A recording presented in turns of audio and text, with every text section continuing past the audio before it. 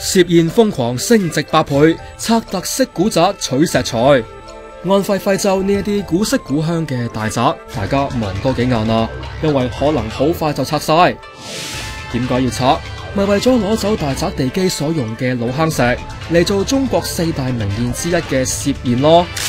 歙縣以堅韌如玉、磨墨無聲聞名，但係所用嘅石材經過接近幾十年嘅瘋狂開採，已經變成稀缺珍品啦。幾年前20蚊人仔一塊嘅石材，依家要賣成2000蚊啊！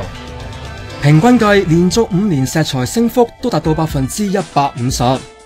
有投資者花幾十萬買古宅，拆咗之後發現地基價值幾百萬嘅現石，利潤以幾十倍計。豐厚嘅利潤之下，深圳、香港、新加坡、日本嘅商人都嚟到搶石，等待日後再升值啊！徽州居民依山造屋，傍水結村，素有中國畫裏嘅鄉村美譽。但係如今當地人見有利可圖，連自己嘅祖屋都照拆啊！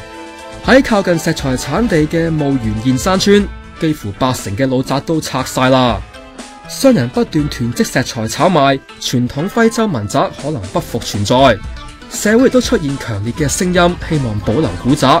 不過保養維修每棟要花過百萬，拆咗轉手隨時賺幾百萬噶嘛，搞到當地嘅民眾都好矛盾啊！